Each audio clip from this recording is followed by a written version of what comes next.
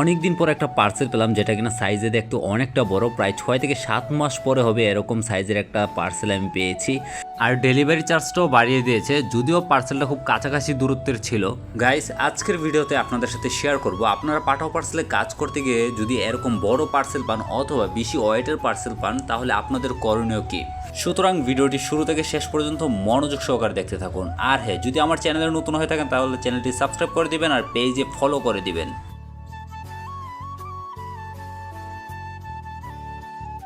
এই মুহূর্তে আমি আছি ঢাকার নিউ মার্কেট এবং এইখান থেকে একটা পার্সেল রিকোয়েস্ট পেলাম যেটা কিনা যাবে তেজগাঁও মণিপুরি পাড়া।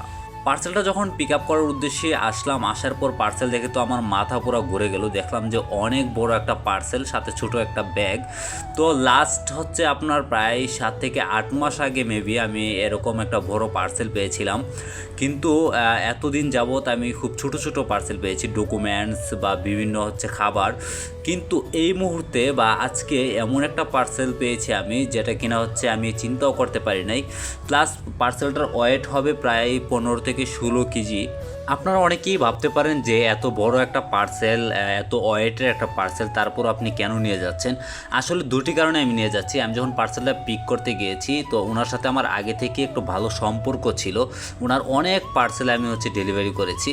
তো উনিও হচ্ছে অনুরোধ করতেছিল যে হচ্ছে পার্সেলটা ভাই নিয়ে যান, সবসময় তো আর এরকম বড় পার্সেল দেয় না, আজকে যেহেতু দিয়েছি আপনি একটু নিয়ে যান। আর দ্বিতীয় বিষয় হচ্ছে আমি যে পার্সেলটা অ্যাকসেপ্ট করি সে পার্সেলটা আমি এমন খুব কম সময় আছে যে আমি ক্যান্সেল করি। এখন পর্যন্ত পাঠাও পার্সেলে কাজ করতে গিয়ে আমার সাইকেলের পিছনে যে ক্যারিয়ার আছে সেই ক্যারিয়ারটা আমাকে অনেক বেশি সাপোর্ট দিয়েছে। আপনারা যারা পাঠাও পার্সেল বা অন্য যে কোনো সেক্টর ডেলিভারি কাজ করেন আপনাদেরকে বলবো আপনাদের সাইকেলের পিছনে যে ক্যারিয়ারটা আছে সেটা লাগিয়ে নেবেন। বর্তমানে অনেক সাইকেলে আমি দেখলাম পিছনে ক্যারিয়ার নাই। তো আপনাদেরকে বলবো আপনারা যদি ডেলিভারি সেক্টরে কাজ করেন তাহলে হচ্ছে আপনারা যে কোনো সাইকেলের দোকানে গিয়ে আপনারা সাইকেলের পিছনে একটা ক্যারিয়ার লাগিয়ে নেবেন। হয়তো বা 350 থেকে 400 টাকা লাগতে পারে। এই 350-400 টাকা খরচ করে আপনি যদি সাইকেলের ক্যারিয়ারটা লাগান এতে কিন্তু আপনার কোনো ক্ষতি নাই, বরং লাভ আছে। কীরকম দেখেন, অনেক সময় আপনি অনেক পার্সেল পাবেন অনেকটা বড়, যেগুলো কিনা আপনি হাতে ক্যারি করতে পারবেন না, আপনার সাইকেলের পিছনের সিটে বেঁধে নিয়ে যাওয়া লাগবে। তো আপনি বেঁধে নিয়ে যাবেন, এতে হয় কি অনেক সময় অনেক কাস্টমাররা হচ্ছে খুশি হয়ে আপনাকে টিপস দিবে। আর দ্বিতীয়ত বিষয় হচ্ছে আপনি ইচ্ছা করলে আপনি আপনার গার্লফ্রেন্ডকে পিছনের সিটে বসিয়ে পুরো ঢাকা শহর চক্কর দিতে পারবেন। যাই হোক, এবার মূল কথায় আসি। আপনি যদি একটা পার্সেল অ্যাকসেপ্ট করার পর আপনি যদি দেখেন আপনার হচ্ছে অনেক বড় একটা পার্সেল পেয়ে গেছেন, অনেক ওয়েটের একটা পার্সেল পেয়ে গেছেন, তাহলে আপনার করণীয় আসলে কী।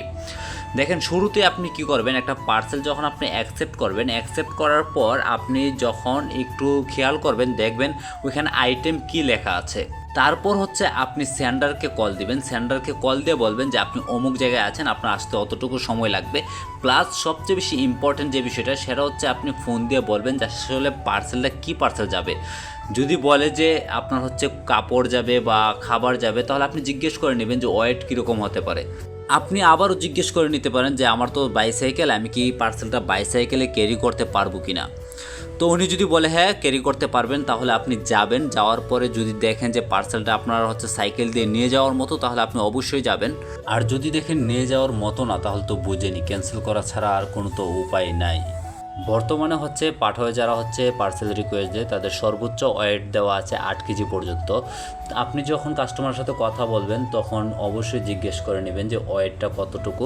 আপনি ওনাকে বলবেন যে 8 কেজি পর্যন্ত আমাদের হচ্ছে সীমাবদ্ধতা আছে। আবার এমন কিছু পার্সেল আছে যেটা কিনা মোটামুটি অনেকটা ওয়েট কিন্তু আপনি ক্যারি করতে পারবেন।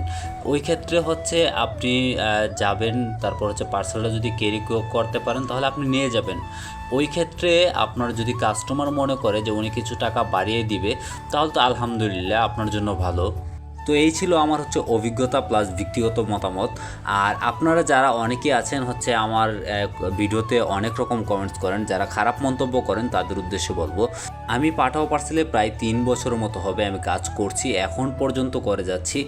আমার পোষায় বলে আমি কিন্তু করি, আমার আর্নিং যেরকমটা হয় আমি সেই আর্নিং পেয়ে স্যাটিসফাইড, আমি আমার দিক থেকে হচ্ছে আমি সন্তুষ্ট।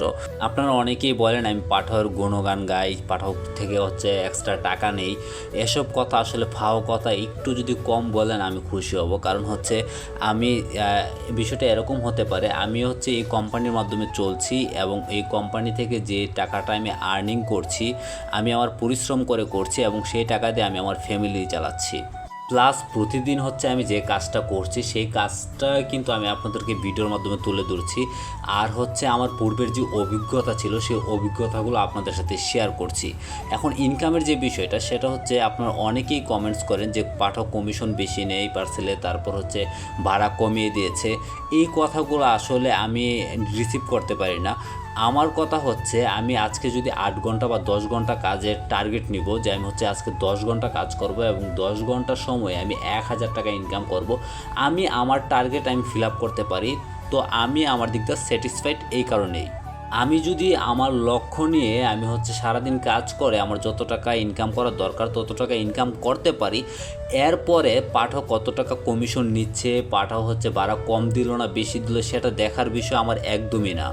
আমি আগে পাঠক থেকে যত টাকা ইনকাম করতাম বর্তমানেও আমি ঠিক তত টাকা ইনকাম করছি, বরং আমার অভিজ্ঞতা একটু বেশি হওয়ার কারণে আমি কিন্তু মোটামুটি অনেক জায়গায়, যেমন অনেক লোকেশন আমার চেনা আছে, অনেক জায়গায় যেতে আমার সমস্যা হয় না, যার কারণে আমি আগের থেকে কিছুটা হলেও বেশি টাকা ইনকাম করতে পারছি। আমি আমার ভিডিওগুলোতে আমার নিজস্ব হচ্ছে মতামত প্লাস অভিজ্ঞতা শেয়ার করি।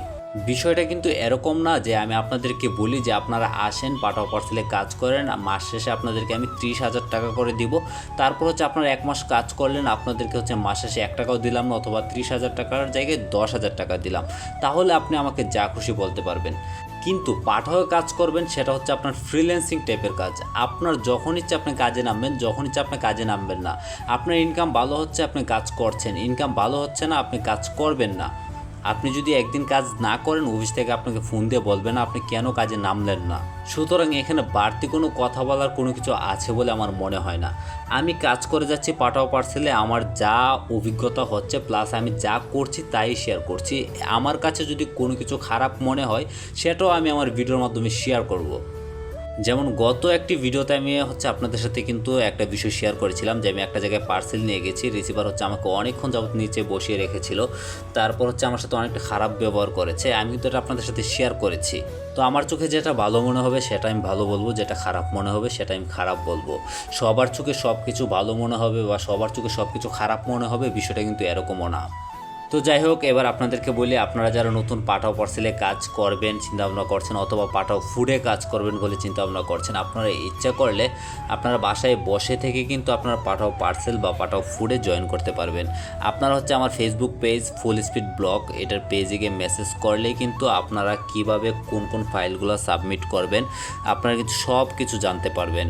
তাছাড়া আপনাদেরকে সর্বোচ্চ সহযোগিতা করার জন্য আমি আমার হচ্ছে ফেসবুক পেজে আপনি মেসেজ দিলে দেখবেন আমার হোয়াটসঅ্যাপ নাম্বারও আছে, ইচ্ছে করলে আমার সাথে হোয়াটসঅ্যাপেও আপনারা যোগাযোগ করতে পারবেন।